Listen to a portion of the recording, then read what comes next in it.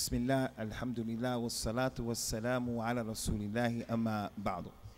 In this, the last session of this seminar or this conference that they've had here at Abu Huraira, and we ask Allah Azza wa Jalla to put in everybody's mizan of hasanat yawm al-qiyamah and to forgive all of us for any shortcomings or zallat that any of us have made. We're going to deal with something in this session that is important for the shabab of our community and everyone else. Is connected to our iman billahi and our iman in the books of Allah, especially the Quran. It's connected to al-iman in the messengers and the prophets, salawatullahi wassalamuhu alayhim ajma'in. And it's also a carry-on from the previous talk that I gave today, earlier, the first session. The first session, for those of you who are not in attendance, it was about how the Rafida, the Ithna Ashariya, 12 Imamas, how they resemble the Yahud in many things that they do. And we gave some examples about what Allah Ta'ala said about the Yahud and the descriptions that Allah gave about the Yahud in the Quran, that the Rafida are similar to them in those characteristics.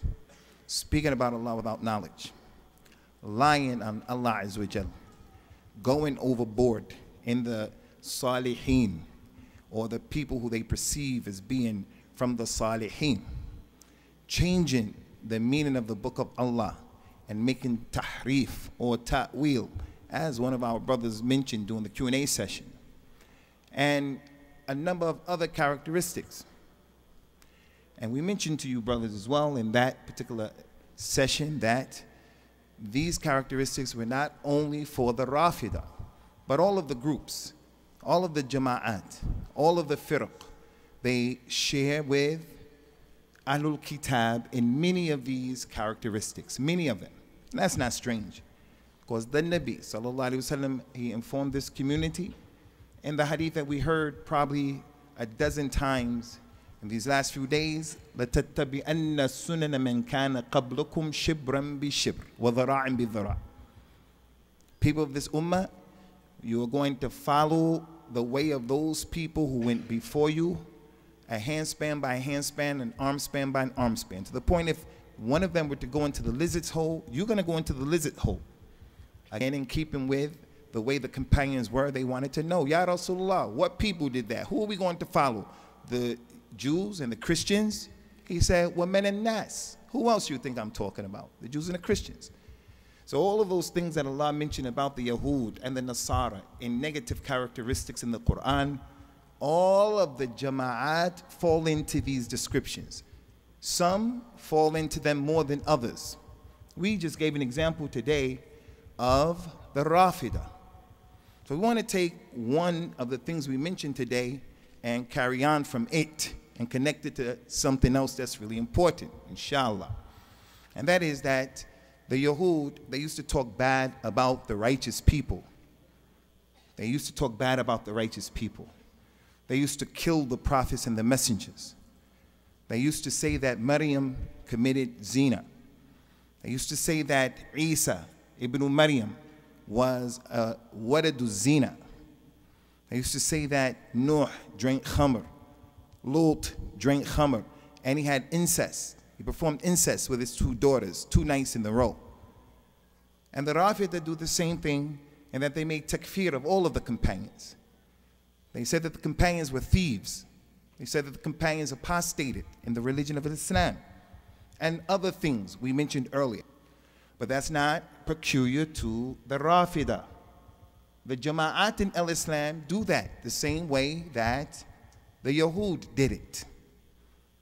Those people who, for an example, are from the Turq al-Sufiya, many of them hate with a passion Muhammad ibn Abdul Wahhab, because the man was an opponent and he was a warrior against a shirk. And his book, Kitab al-Tawheed, is a blazing arrow in the neck of people who want to make shirk. People hate with a passion Sheikh al-Islam ibn Taymiyyah. They hate him. There's a group that was pretty prevalent in America in the early 80s. They're here and they're there right now. The Ahbash and the Aqidah of Al-Ash'ariyah. They hate that man with a passion. And he's from those who we perceive, and Allah knows best, as being from the righteous people of this ummah. We told you about how the Ikhwan al-Muslimin, they were opposed to people like Nasr ad-Din al-Albani when he was giving dawah to clean up the shirk and the bid'ah that was taking place, not only in Syria and Sham, but the whole Islamic empire. They used to warn their followers, don't go to them, don't go to him. And the followers will have to listen. And there are many examples. The people who make takfir, and they want to khuruj, and they want to kill people. They're the first people to say that the ulama are scholars for dollars. They're the first people to say that. There are no ulama. The political groups, Hizb ut-Tahrir, there are no ulama. We're our own ulama. They're men and we're men. And the list goes on and on. One of the disturbing group of people, and this is why I say, when we call to a Salafiyah, we're calling to a concept, not to a group of people, not to a group of people. You don't have to be with any group of people here in Toronto or in Birmingham or Mecca or Medina. You have to be with the group that the idea is there, following the Kitab and the Sunnah like the Prophet. So one of the most disturbing characteristics is defined in the Salafi Shabab. Salafi Shabab. With the ghulu that we have, like Ahlul Kitab. They used to have ghulu. Uzair is the son of Allah. Al-Masih, Isa ibn Maryam is the son of Allah. They go overboard. The Nabi said, don't do that. La tatruni kama atrat al-Nasara. Isa ibn Maryam. Don't go overboard with me like they went overboard. La'an Allah al-Yahuda wal-Nasara ittakhadhu maqabir anbiya'ihim masajid. When their prophets died, they made masjids. Don't do that to me. So we have the Salafi Shabab today having ghulu, going overboard. The only sheikh is Sheikh Rabi'. Whatever he says, you have to follow that. And you test people based on that. You give a Salafi a bad name, you give the sheikh a bad name, creating confusion. Confusion. So look how some of us are from a Salafiyah, like the Yahud. Sheikh Bakr Abdullah Abu Zayd, he didn't agree, he made some disagreements with Sheikh Rabi'. They talked about him. Sheikh Abdullah bin Jibreen, Abdullah bin Abdurrahman bin Jibreen, they talked about him. These two were from the biggest scholars in Al-Islam during our time. From the biggest scholars in Al-Islam. Bigger than the ones who they're raising up. But simply because they had ikhtilaf and ijtihadat, people took them as enemies. And others from those ulama who are living, Abdul Muhsin al-Abbad, he disagrees, they say, he doesn't know, he doesn't know, he doesn't understand. I'm the young man here at Tim Hortons, I'm drinking some coffee, I understand a Sheikh Abdul Muhsin al-Abbad doesn't understand. You are on the way of the Yahud in that thing, in that thing, in that thing. So the Yahud Ikhwani, they used to talk bad about the righteous people, and people from the Jama'at talk bad about righteous people for one reason or another. One of the things that the Ithna Ashariya did and continue to do, we want to bring this to your attention, is they talked bad about our mother Aisha, radiyallahu anha wa ardaha. And Aisha was not an ordinary companion. She was from the ulama of the companions. She was from the most knowledgeable of the companions. She's from Ahlul Bayt.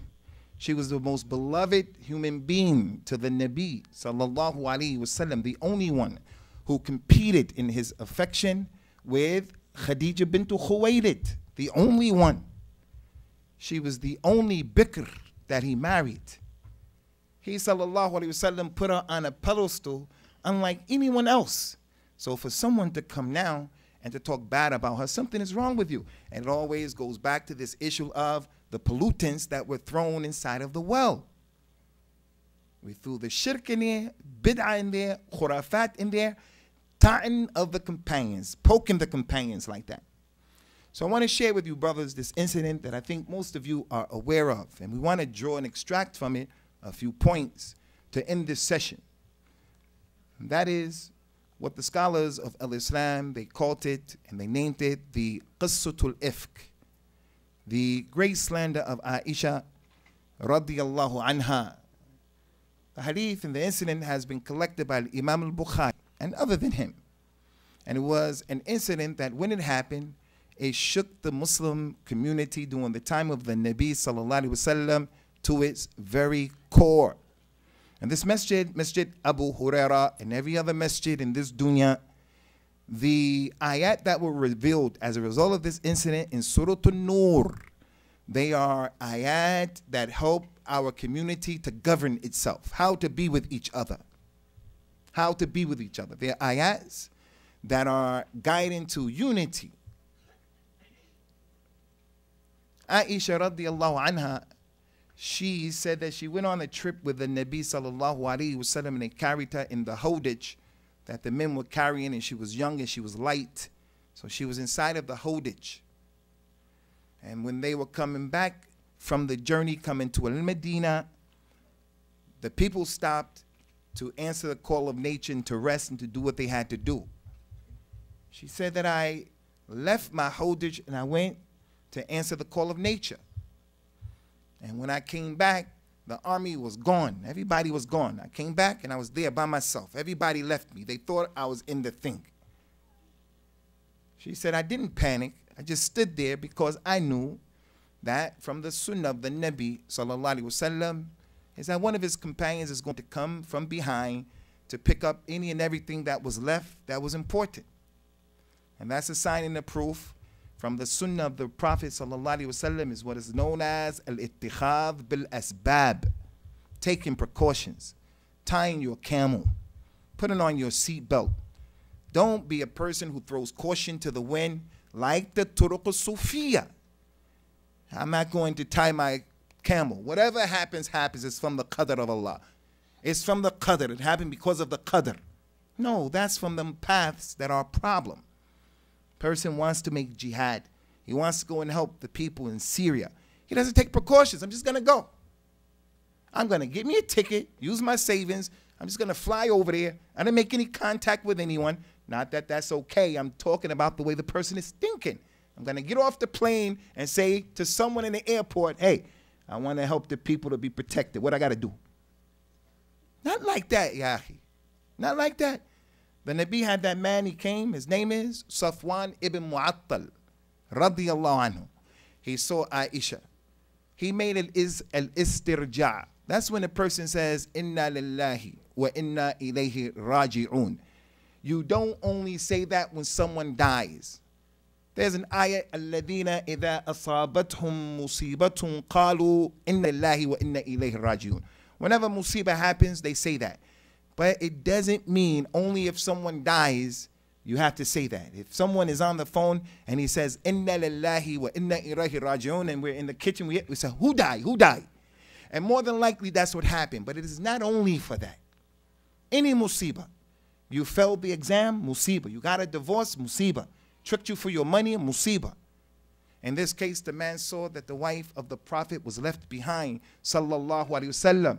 That is a musibah, a proof of that man's respect and honor, and the way he looked at the wives of the Nabi, sallallahu alaihi wasallam. The way he looked at the Nabi. This is a musibah.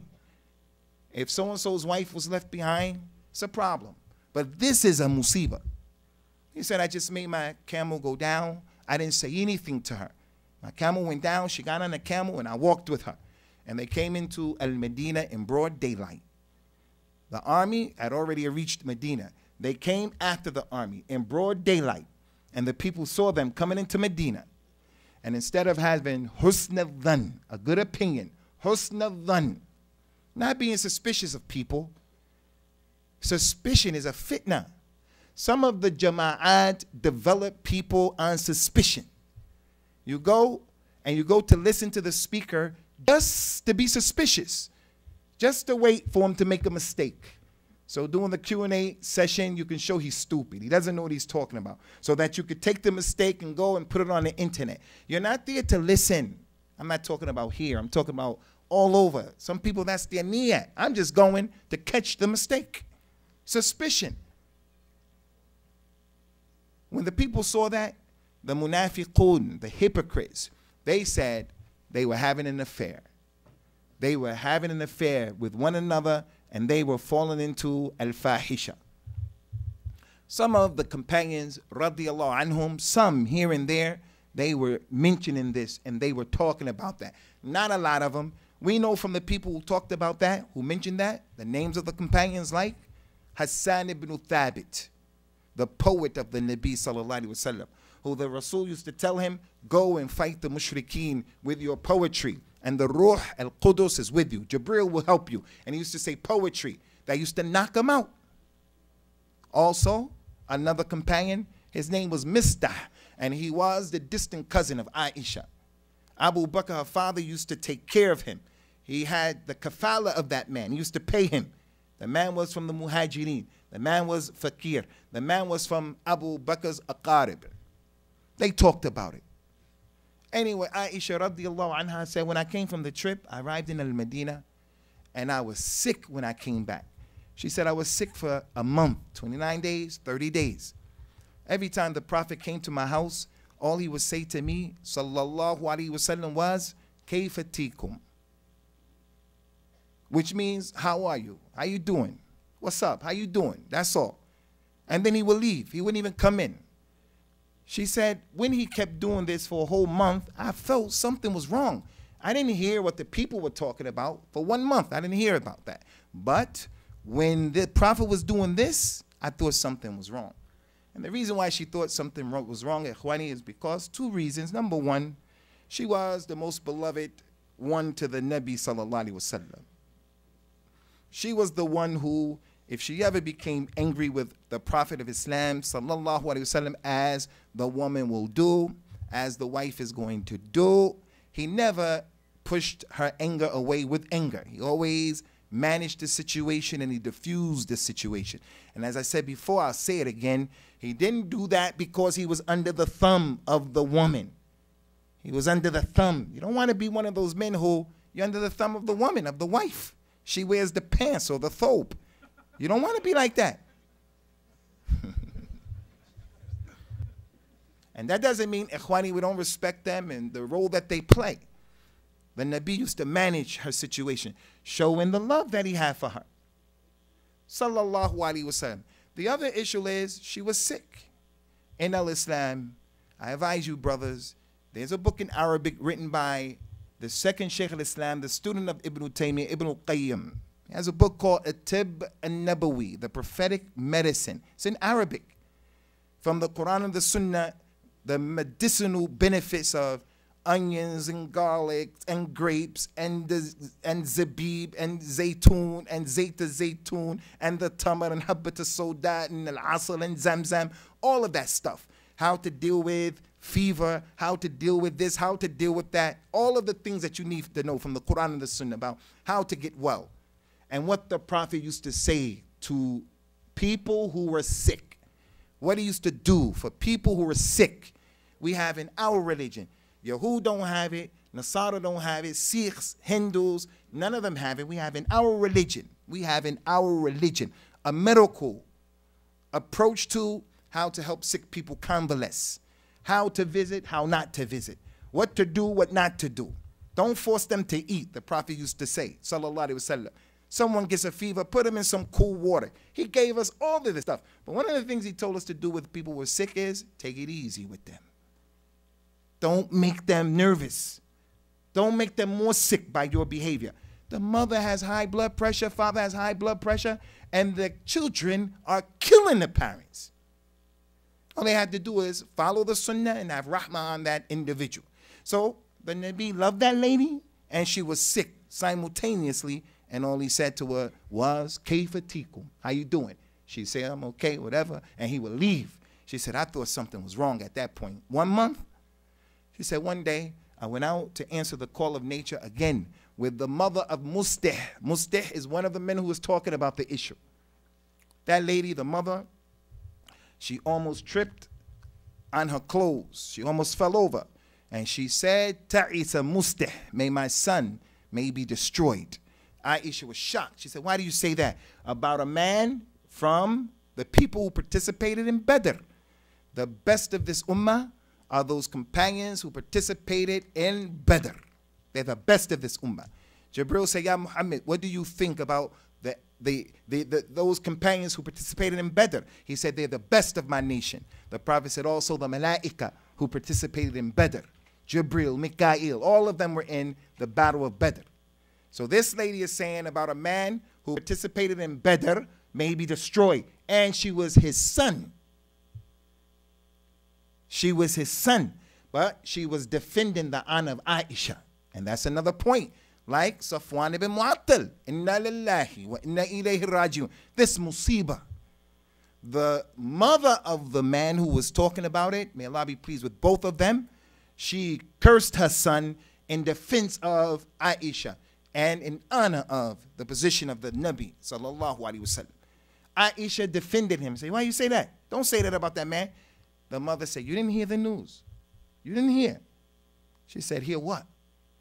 And then she told Aisha what the people were saying, what the community was saying, what the munafiqun was saying, the Muslim community, that you committed zina, fahisha. She said, I couldn't believe it.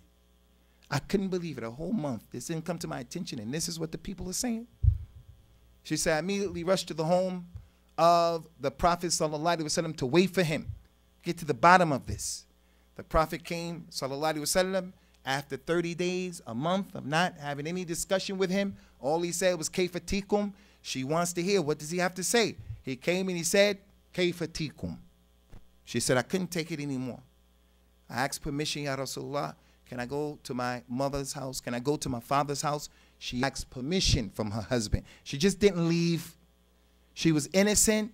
She knew she was innocent, but two wrongs don't make her right. She just didn't leave. She took permission.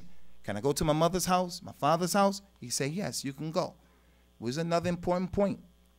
It's only natural for the woman who grew up in the house where her father was protecting her. Her mother was protecting her. Her brothers were protecting her. Her sisters were supporting her. She grew up in that environment. When she gets into a marital problem, drama, static, beef, the natural desire is, I want to go to my mother's house. I want to go to my father's house. The Prophet said, okay, go ahead.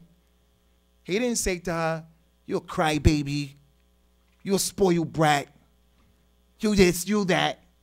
Solve your problem. He let her go. He managed the situation. She went. She asked her mother, Ummi, I heard this, I heard that. Is it true? The mother didn't say, yes, it's true. No, it's not true. She gave her son some words of encouragement. She gave her daughter words of encouragement, some support, some tarbiyah. This is a fitna. She told her daughter, Ya bunayya, hawwani ala nafsik, hey, take it easy on yourself. You better watch out what you're about to do and how you're about to act in this thing. She said, very seldom will you find a woman who was and is as beautiful as you are. You are beautiful and attractive. And she has co-wives, except that the co-wives are going to talk. So if you don't behave correctly, you're going to give ammunition and fodder to your co-wives. You're going to be the brunt of their kalam. So that statement of the mother goes to show the importance of the support that the mother has to show to her daughter, especially in times of fitna. She wants to get married. She's about to get divorced. She's separated. This is happening. That's happening. Don't leave her out there like that. At the time of need, the mother has to step up to the pump. Also, in addition to that, Ikhwani, in addition to that, that helps us to understand one of the characteristics of Aisha. Aisha, the mother of the believers, for those of you who did not know, she was an attractive woman. She was a beautiful woman. Allah created her with beauty. The Prophet appreciated beauty, sallallahu alaihi wasallam.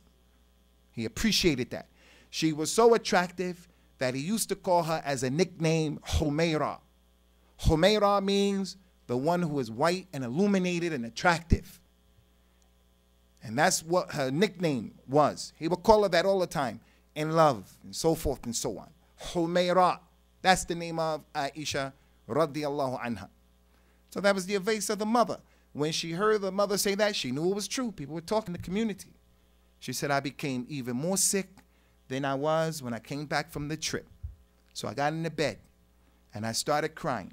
She said that I cried so much, and sleep didn't come to me, that I cried so much that I thought that my kidney was going to malfunction because I couldn't stop crying. I just kept crying. I kept crying. I was overwhelmed. She said, my father came home. So my father, my mother were there, and then a lady from the Ansar came to visit me, one of my friends from the Ansar. When the Ansari lady came in, Aisha says she sat on my bed next to me and she started crying with me, which is an indication, ikhwani, of how the Muslim has to support his Muslim brother.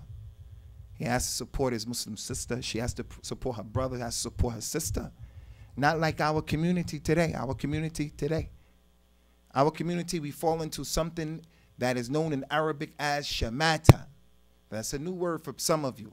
Shamata, shamata. Shamata, it means when a catastrophe happens to someone, something bad happens to someone, you get happy. Your sister's son became sick and he failed the exam because he couldn't sit for the exam. And as a result of that, you're happy that that misfortune happened. That's shamata. It's from the action of the munafiqeen. The believer loves his brother what he loves for himself. The brother got accepted to the University of Al-Madinah, and he's your friend.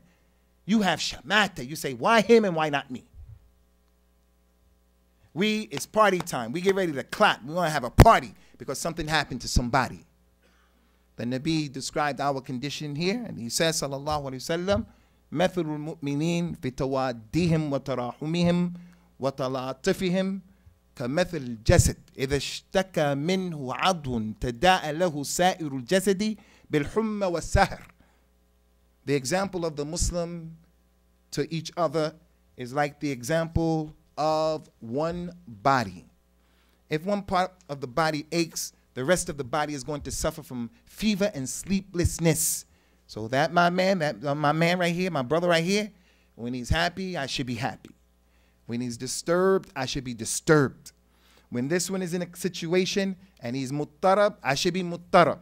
Maybe they're not going to give him the visa. Maybe they're not going to give him the jinsiyah. Maybe they're going to have the problem with the immigrations. Don't do the party time. Instead, make dua. Fill them. Support them. That's what the lady from the Ansar did. We have a Dodge Caravan. It's urgent. You have to remove your car right now. License plate is Barry, Egypt, Jeffrey, Zebra 238. That's what they do in the UK. Barry, Egypt, Jeffrey, Zebra. Instead of saying B-E-J-Z. Because I don't want the person sitting there scratching his head saying, whose car is that?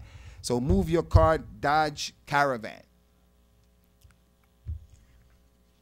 She said that the Prophet came in the next day, sallallahu alaihi wasallam, and when he came in, he started to give what appeared to be a khutbah to those four people. Abu Bakr, Ruman, her mother, Aisha, and the lady from the Ansar. He said, Ashhadu an la ilaha illallah, ashhadu anna Muhammadan abduhu wa rasul. Like he's giving a khutbah to four people. Amma ba'd, ya Aisha, laqad balagani anki kada wa kada. I heard this and this about you. I heard stuff being said about you. And he referred to what's being said, the rumors.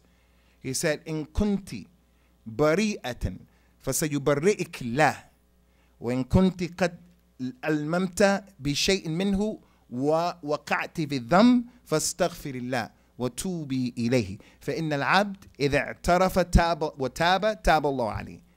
Aisha, if you're in fact guilty, then if you're innocent from what they're saying and what I heard, then Allah is going to exonerate you. And Allah is going to prove your innocence. And if you are guilty of what's being said, you touched it, you were the cause of it, or it touched you, you reciprocated it, you had something to do with this, then you better confess right here in front of us. You have to confess and speak out and tell us you did it. Because the slave, if the slave makes a mistake and he sins and he acknowledges what he did and he confesses what he did, Allah will forgive him. Aisha radiallahu anha, after not hearing any words from the Prophet except kayfa tikum for 1 whole month and then an extra day, the first word she's going to hear from him is this kalam, hey, if you did it, if you're innocent. It was shocking. She said, so instead of talking, I looked at my father who raised me, my father who's going to defend me, my father who this is his best friend, My father, who is from the awliya of Allah, the most knowledgeable person of this ummah after my husband, the Nabi, sallallahu alayhi wasallam. If anybody knows what to say at this time, it's my father. Aisha, respecting the people of knowledge. What is she going to say? Her father is the most appropriate person to talk on her behalf. That's her father. Her father, looking at the situation, she said to her father, Ya Abi, ajib anni Rasulullah. Answer him on my behalf. Defend me. Well, what do you have to say? Abu Bakr said, La adri ma aqul li Rasulillah. I don't know what to say. I'm not saying anything. I don't know what to say. I'm not going to say anything. She couldn't believe it. She was left with no alternative except to look at her mother. Her mother knows what she's going through. Her mother's a lady. Her mother's the first one responsible for how she behaves. Even more than the father. So when you touch the girl like that, that zina, that claim is touching the mother directly. Touching the father, touching the husband. The mother is sensitive. She said, Ummi, ajibi anni Rasulullah. You Ummi, defend me. What you have to say, defend me. The mother looked. She said to herself, the Prophet is not saying anything. My husband is best friend. My husband is not saying anything. She said, I don't know what to say. I'm not saying anything. I'm not saying anything. Which speaks of the intelligence of the mother of Aisha and the wife of Abu Bakr radiallahu anhu. Aisha radiallahu anha, she said, at that moment I stopped crying and I developed some strength for myself because she became angry for Allah's sake, and she became angry for the haqq, and she became angry for her own izzah, her own self. It's her haqq to defend herself. And the Prophet used to let her defend herself against the companion, his other wives.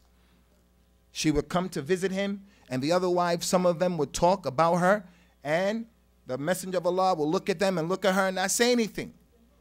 And she would look at the Nabi as if to say, can I say something? And he would say, do like this, go ahead. And she would deal with them. She would deal with them.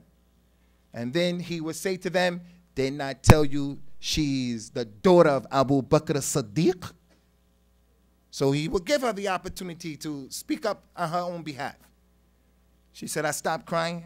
So I said, if I were to tell you people, first of all, I know that this kalam of the community, this gossip, it has found a place in your hearts.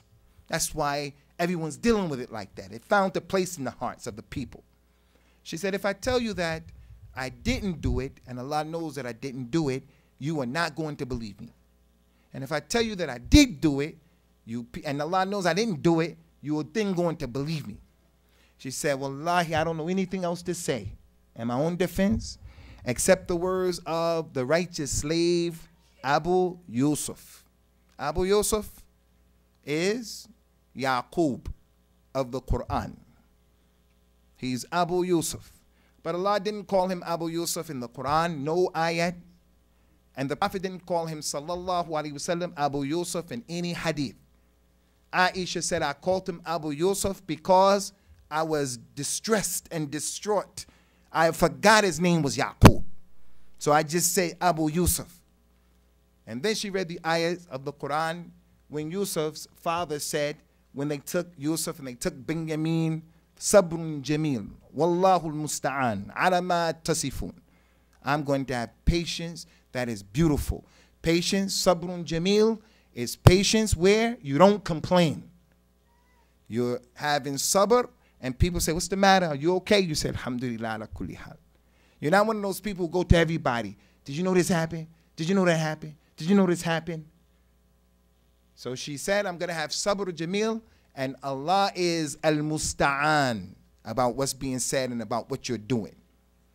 That's a clear proof and a clear indication, ikhwani, that Aisha radiallahu anha, although she was about 13 at that time, she was a little girl. That's why they left her in the desert, because she was light, young, 13. And when she has a musibah, she looks at the prophets and the messengers in the Quran to get strength. She's connected to the book of Allah. She's not on some religion of pollution. When they have a problem, they go to the soothsayer. When he has a problem, he goes to the magician.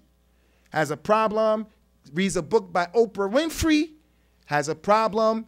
She didn't do that. She went to the book of Allah. Yusuf went through this. His father went through that. Ayub went through this.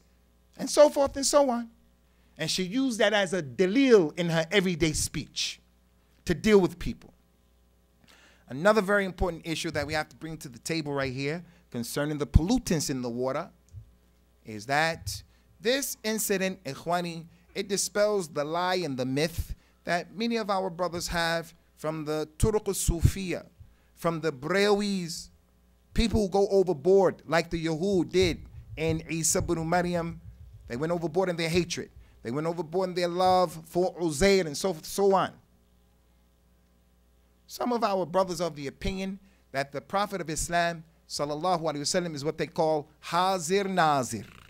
Our brothers from Pakistan heard that word, Hazir Nazir. He's everywhere, omnipresent. He's with us right now, and he's in Medina, he's in Mecca, he's in the room somewhere in the Dixon projects with someone, he's in a room there, he's over there in that masjid, everywhere you can think of, the Nabi is there, Hazir Nazir. If the Prophet was Hazir Nazir, sallallahu alaihi wasallam, he wouldn't have ever said, hey Aisha, did you do this? If you did it, then let us know. If you didn't do it, Allah will exonerate you. If he was there, he would have never said something like that. This is his wife, and he's everywhere, and he's being quiet. Some people will come who believe in that Hazir Nazir stuff, and by hook or crook, they're going to make Hazir Nazir work. They say, no, the Prophet, he was there. He was there. He knew what happened. He was just acting like he didn't know what happened because he had to let it play out so the ayahs can be revealed. Come up with any interpretation. Any interpretation. Which brings us to another important point. This is a problem, Ikhwani, that touched the Prophet of Islam personally and up close. It was his wife who people were accusing. It was the Nabi who wanted to solve this problem and get it solved. But when there was no revelation that came from Allah Azza wa Jal, he didn't say anything. When they came to him and they said, tell us about the ruh, ya Muhammad, tell us. He was quiet. He didn't talk about anything until the ayat were revealed to him. Yas'alunaka an ruh. They ask you about the spirit, ya Muhammad, tell them. The spirit is from the affair of my Lord. He didn't make ijtihad, and he's the Rasul of Islam. When he doesn't have dalil revelation, he is who he is, but he was humble enough not to talk when he didn't know. Not to talk when he, and it was his problem. His problem. Another issue connected to that is the way Abu Bakr behaved, the way the wife of Abu Bakr behaved. If the Prophet is not putting himself forward in his own situation, how is Abu Bakr going to put himself forward? How is his wife going to put herself forward when the messenger didn't, when her husband didn't, when the ulama didn't? Allah told the believers in the Quran, Ya ayyuhalladhina amanu la tuqaddimu bayna yaday Allahi wa rasulih. Don't put yourselves forward before Allah and his messenger. We put ourselves forward in issues of aqeedah. Don't believe anything in aqeedah. You don't have any dalil. Where is Hazir Nazir? Where does it come from? I don't care if it's dalil, not dalil, I'm going to do it. Don't be like that. The Mawlid, the ihtifal of the Mawlid, where does it come from? I don't care. I'm just going to do it. Just going to do it. I don't care. So this issue of a takfir, this issue of a tabdir, don't be of those people who put yourself forward like that. Relax. That's not your job. That's not your responsibility. Everybody's going to make mistakes. Mistakes is one thing. Mistakes, they're one thing. But putting yourself forward, that's a problem. Abu Bakr and his family were not upon that. Radiyallahu anhum ajma'in.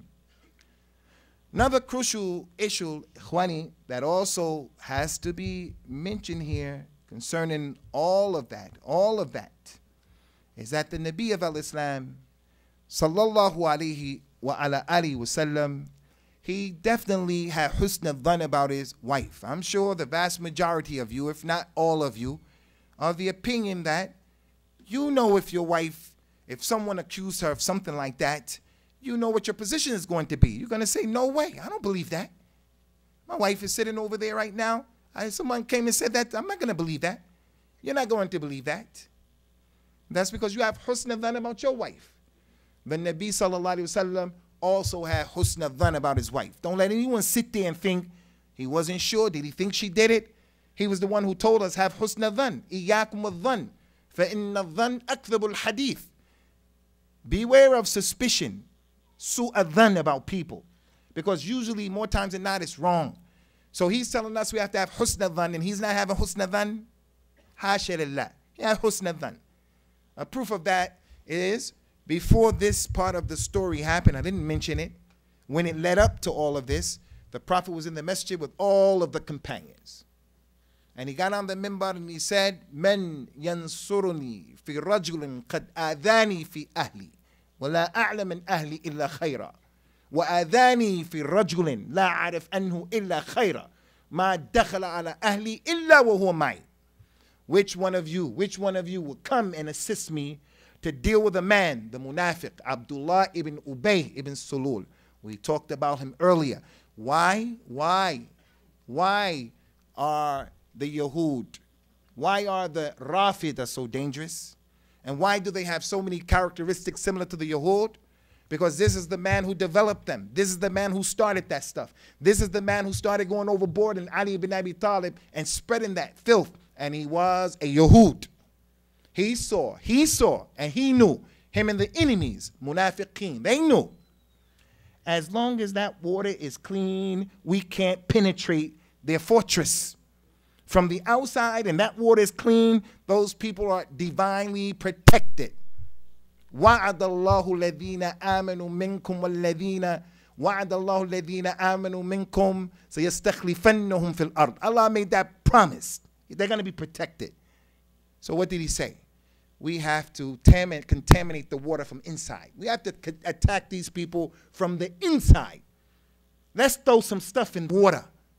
Ali is created from the nur of Allah. He's Allah reincarnated. And on and on and on and on. So the Nabi said to his companions, who's going to help me? They knew that that man was from the Ansar. And the Ansar were two tribes, the Al-Aws and the Khazraj. They made up the Ansar. And then you have the Muhajirin. Everybody is in the masjid. Who's going to help me? That man is from their side. So someone from over here said, Ya Rasulullah, we're going to help you, meaning we're going to get this tribe. It was racist. It was Asabiyah. We'll help you against them. Munafiqs, we'll get them. One of the good Muslims from that side, the good Muslims, he became muta'assib. He said, you're not going to do anything. He wasn't defending the munafiq, but then Asabiyah came in. And then someone from over here said, you a munafiq protecting the munafiq. And then these people said, well, what do you want to do about it? And then they got ready to fight. So the Prophet said, calm down, calm down, calm down. And the better issue was to leave this. You try to do something that's correct, but when it's going to create a bigger problem, don't do it.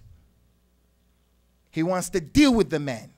But look at the civil strife and the unrest that's going to cause. Civil war. So he left it. So the proof of all of that, kalam, is the Nabi stood in front of the people, said, he hurt my wife, and I only know about my wife, which is good. He also hurt an innocent man. That man, Safwan Ibn Mu'attal, he only came to my house and he was with me. Never did anything with my wife, never had a chance, never. So he had husn dhan about his wife.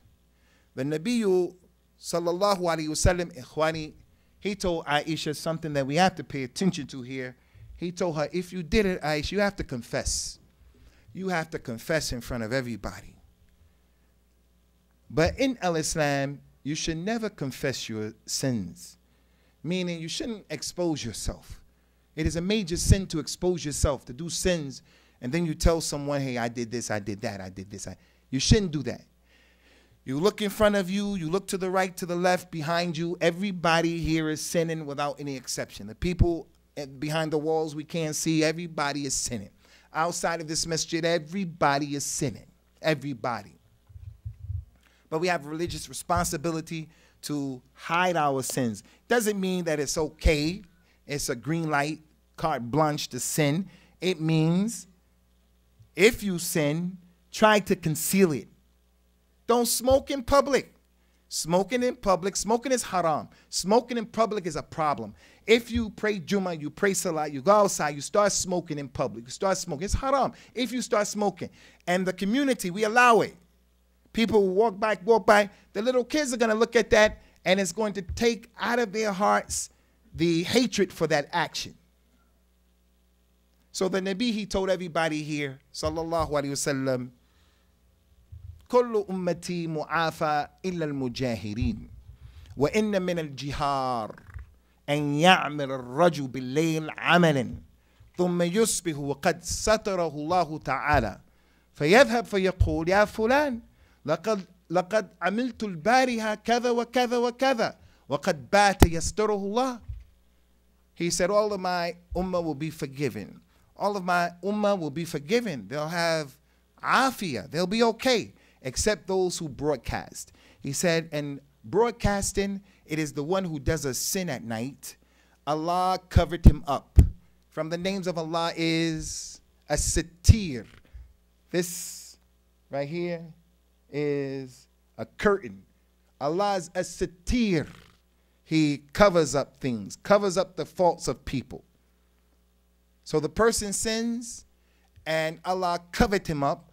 But he goes and he says, hey, I did this, I did that, I did that, I did this. He went to sleep at night, Allah covered them, but he exposed the cover of Allah. So why would the Nabi sallallahu alaihi wasallam tell Aisha, but you have to confess? We want to hear it. Did you do it? Did you not do it? The reason why he put that responsibility upon her is because it is not permissible for any prophet or messenger to be married with a woman who commits zina. In this masjid, outside of this masjid, if a person commits zina, it's possible for the husband to forgive his wife if he wants. He can forgive her and overlook it and move on. It's possible for the lady to forgive her husband. It's permissible. Overlook and move on. If they think the person's going to get himself together, they can do that. They can do that. Doesn't mean zina is okay. It means it's permissible for you to do that. You have to decide, weigh in the situation, is it the wisest thing to do? Is it the best thing to do? But for a prophet or a messenger, it's not permissible for it to even happen. Can't even let it happen. So you have to confess. In the Quran, in Surah At-Tahrim, there is the story that Allah Ta'ala gave an example to those who believe. The wife of Nuh and the wife of Lut, those two prophets. Those two prophets. They were married to two of our righteous servants. فَخَانَتَاهُمَا فَلَمْ يُغْنِيَا أَنْهُمَا مِنَ اللَّهِ شَيْئًا وَقِيلَ أُدْخُلُ النَّارَ مَعَ الدَّاخِلِينَ. They made khiyana to their husbands. They tricked their husbands. All of the ulama of Islam said that this khiyana, this trickery, khiyana is someone gives you some money and you give him back less than what he gave you, but you play some trick. You gave him counterfeit money. That's khiyana, to trick someone. He's expecting something, but you're doing something else. It's khiyana, to trick him. Allah said that those two women tricked their husbands. They made khiyana. All of the ulama of the tafsir of the Quran said khiyana here means they didn't understand al-wala wal-bara. They were helping the kuffar against their husbands. Nuh, his wife, was laughing with the kuffar against her husband. He's crazy, building a boat all of this time. What are you doing in the middle of the place, building a big boat? What are you talking about? And she was with them against him instead of supporting him. He's truthful. He's a Rasul. The lady and the wife of Lut, she was with the community saying, hey, Lut, he has some guests and they're males. Come. They didn't know. When the angels came to visit him, she went out to the community and said, hey, he's got some male guests. Come. So she made khiyana, exposing the secrets of the husband, the aura of the husband. So the Nabi sallallahu alaihi wasallam told her, if you did this, then make it clear. Confess. She didn't do it. She told him what she told him. And then after she said what she said, I laid back down on the bed and I took my blanket and I covered it over myself. And she said, I knew that Allah was going to exonerate me because I was innocent. I knew She said, but I thought that the Prophet would see it in a dream. She said, I didn't think that anything will be revealed because of me. I didn't think that. And this is a very important point. I need you brothers, you young brothers who are trying to be students of knowledge, you young Salafi brothers trying to be on the haqq, get away from this jarh wa ta'deel thing and this minhaj and this mentality that is destructive. It's destructive for the community. It's destructive for you as a person. It's destructive for your hereafter. Yesterday I talked about al-i'tizal, when you should leave people and when you shouldn't leave people. One of the things and benefits in times of al-i'tizal is during the time of fitna. That's one of the times of al-i'tizal. The man came and he said, Ya Rasulullah, if the time of fitna comes, what should I do? He told that man, idhab ila Uhud wa kassir alayhi sayfik walzam baytik. Go to Mount Uhud and take your sword and break it off on Uhud and go to your house and stay in your house. Another man said, Ya Rasulullah, what should I do in the time of the fitna? He said, alayka bi khasati nafsik. Hey, take care of yourself. Take care of yourself and your wife and your children. You learn for yourself. Because every word you write in this fitna, you're going to be held accountable. Everything you say about people, you're going to be held accountable. And that's one of the reasons, Ikhwani, for you young Salafi brothers, a Sheikh Abdul Muhsin, he can just get involved and say to people, shut up, don't do this, don't do that. Al-Fawzan can do that. But they know it's the fitna. This is the time of the fitna. When people get involved in the fitna, it brings you down. It puts dirt on you. It puts dirt on you. Wala budd. Because people are going to see and hear what is inappropriate, and it's going to take you down, as it took people who were really high up. They may go up in the eyes of the ignorant, but in the eyes of the ulama and the fudala, they say, oh, this thing affected this person. Aisha, and this is the point, she said, I didn't think Allah would reveal anything in my regard. I didn't think I was worthy of that. The Quran, because of me, that shows, Ya ayyuha salafi, the humility of Aisha. She knows the Quran, and there are many ayat in the Quran. Alaysa Allahu bikaf abdihi. Isn't Allah enough to take care of his slave? That means you and you and you. Allah is enough for you. People bothering you, Allah is going to take care of you. You just maintain the course, keep having taqwa. Allah is going to help you against your enemies. Allah Ta'ala told the Nabi sallallahu alayhi wa sallam in the Quran, we were told, Inna Allah yudafi'u an alladhina amanu. Allah will defend those who believe. That's you, Noor, that's you, Abdullah, Ghulaid, Ahmed, Bilal. Allah will defend just a regular person and not defend Aisha. She said, I know, I knew. But I didn't think revelation would come for me. The humility lies in many angles of that statement, because prior to that, years before that, ayat had been revealed in the Quran because of Aisha. This wasn't the first incident. In Sahih Bukhari, she was on another journey with the Prophet ﷺ and his community. When they were on the journey, she broke her necklace and it fell. She lost her necklace. A little girl, she lost her necklace. The Prophet said, come on, let's go. We're going to get out of here. We're rolling out. Let's go.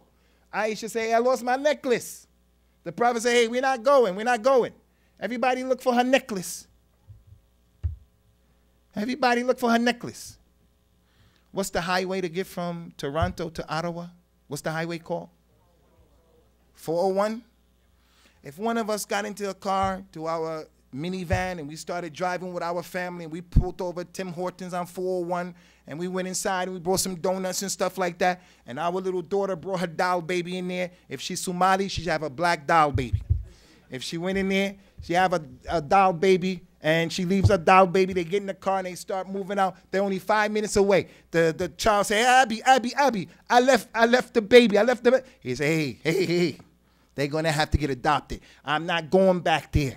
I'm not going back there, because it doesn't make any sense. We're moving out. The Nabi did that with all of those companions.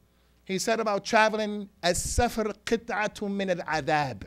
Traveling is a piece of punishment.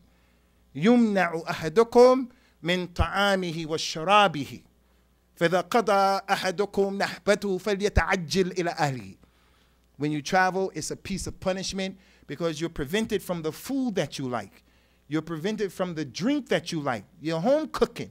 You're prevented from sleeping in your own bed the way you sleep.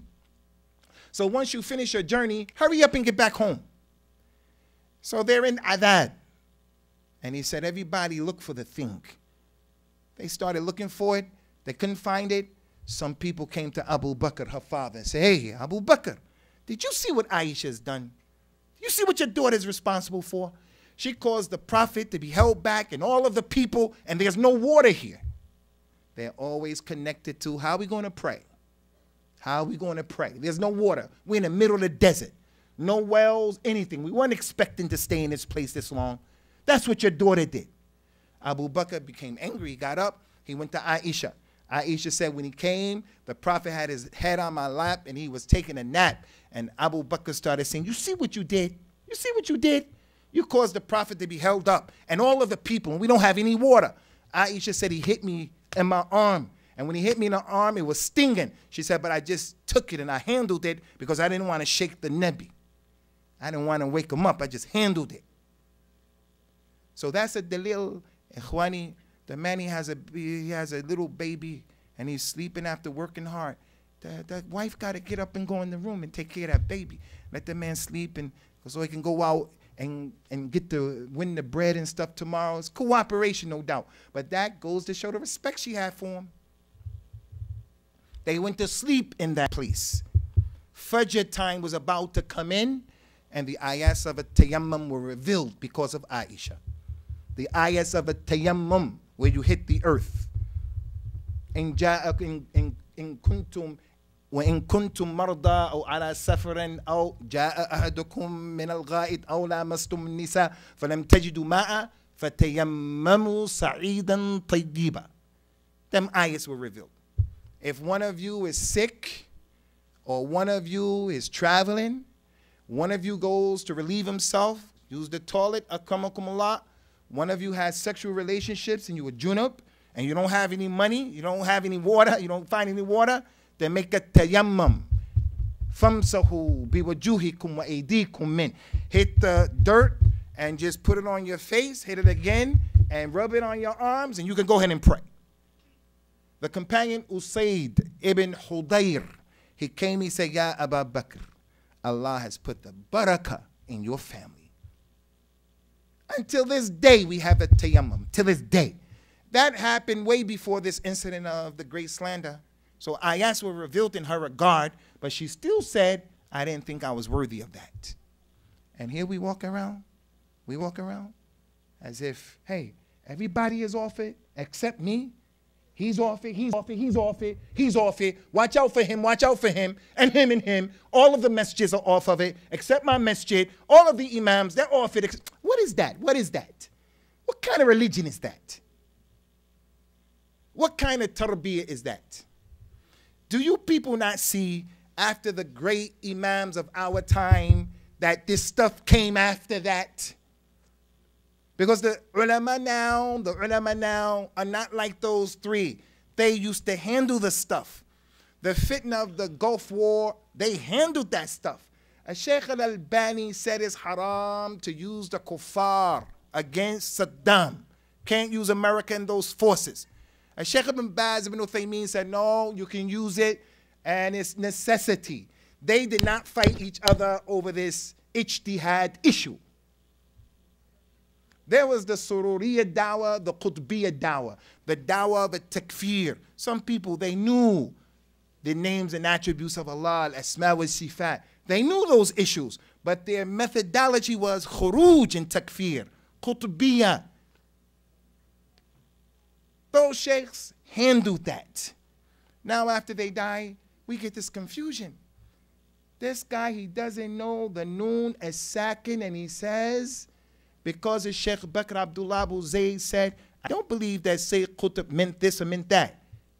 That's his ijtihad. Your ijtihad is something else. The person says, Sheikh Bakr Abdullah Abu Zayd he's ikhwani. That's a sickness, ikhwani. That's a sickness.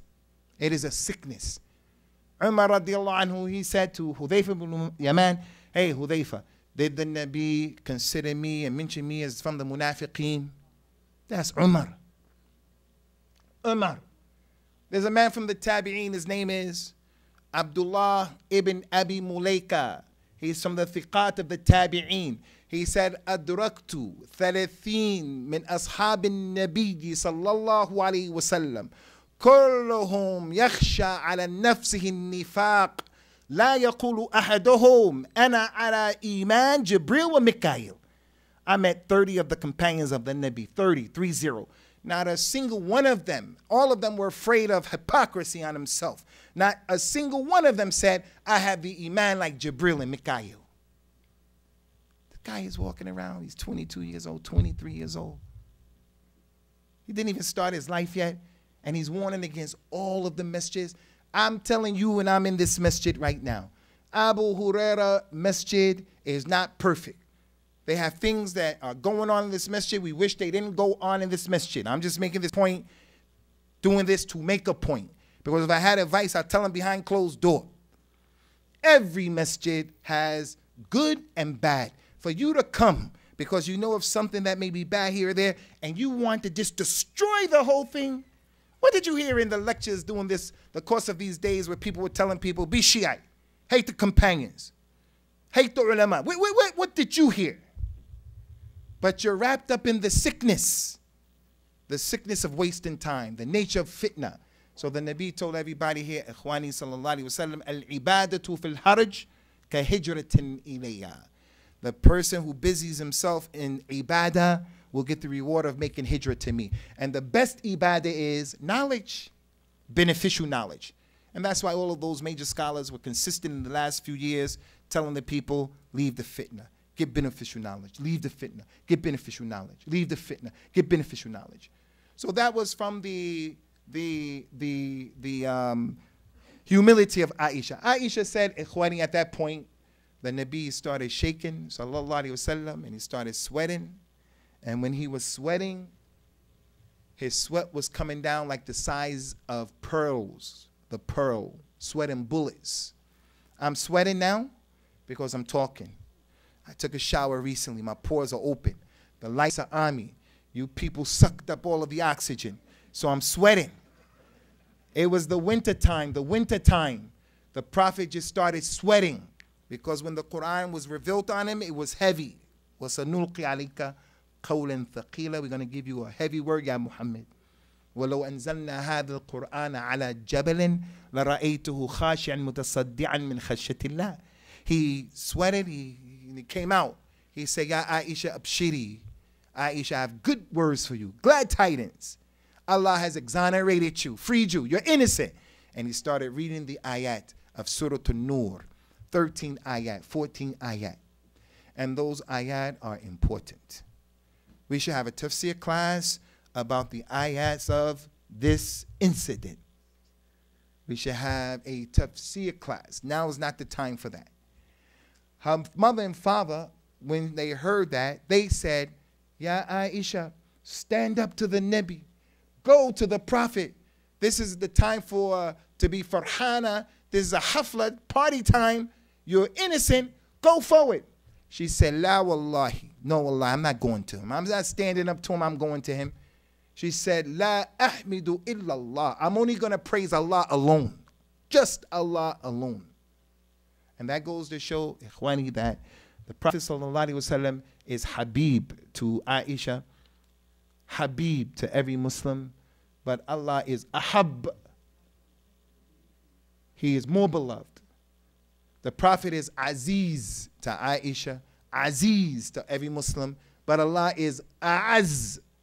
He is more great. Aisha said, I'm only going to thank Allah, praise Allah. Aisha said the statement of Yaqub, Wallahul Musta'an. Allah is the one who's going to help. Her husband is from the makhluqat, sallallahu alayhi wa sallam. Better than the arsh, better than the kursi, better than the samawat, but he's from the makhluqat. He says something or took a position that she wasn't pleased with. Her father, she wasn't pleased with the father from the makhluqat. She wasn't pleased with the mother from the makhluqat. But Al-Khaliq, He'll never let you down. Never, never will he let you down. Never, ever. And that's the tawheed of Aisha. I'm not standing up for anybody. And that's our aqeedah, ikhwani. Not the pollutants. Making dua to the Nabi, making dua to the Sheikh, seeking assistance in some type of magic potion or formula. You want someone to love you? Ask Allah to love them. Ask Allah to cause them to love you. You do your religion, because if Allah loves a person, Allah puts the love of that person in the hearts of the other people. Don't go to the magician and he does a love potion on your husband, on your wife, or the opposite of that, a hate potion. Don't do that. Don't do that. So in finishing this, I want to say, we have a religious responsibility, ikhwani, to defend Aisha, to defend her. She's the mother of the believers. When the companions used to talk to her, they used to say, Ya al-Mu'mineen, O mother of the believers. Allah said in the Quran, حُرِّمَتْ عَلَيْكُمُ أُمَّهَاتُكُمْ وَبَنَاتُكُمْ. First person you can't marry is your mother. First person. From the people you can't marry, your mother. None of the companions can marry the Prophet's wives after his death. ما كان لكم أن تؤذوا رسول الله ولا أن تنكحوا أزواجه من بعده أبدا إن ذلكم كان عند الله عظيما. If he dies, you can't marry his wife ever, ever. He died, no one can go and try to marry them. No one. No one.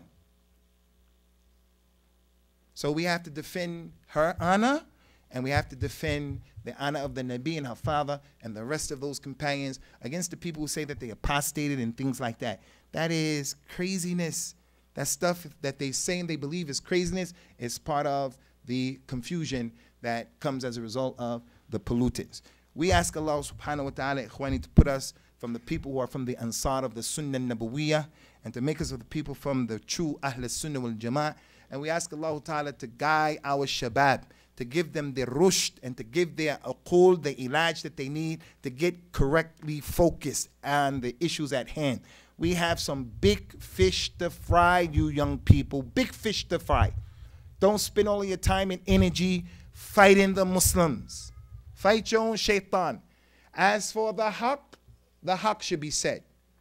The haqq should be said, but it should be said in the right time, in the right place, by the right people, in the right way. Just don't say it just to be saying it, creating more problems, creating more drama. We want to spread the dawah of the kitab and the sunnah the way that the companions were upon it. Now my time has been up for a while. So may Allah subhanahu wa ta'ala accept it from us and accept it from you. Barakallahu fikum wa ahsanallahu ilaykum wa sallamakum Allahu ta'ala min kulli su'in wa makruhin.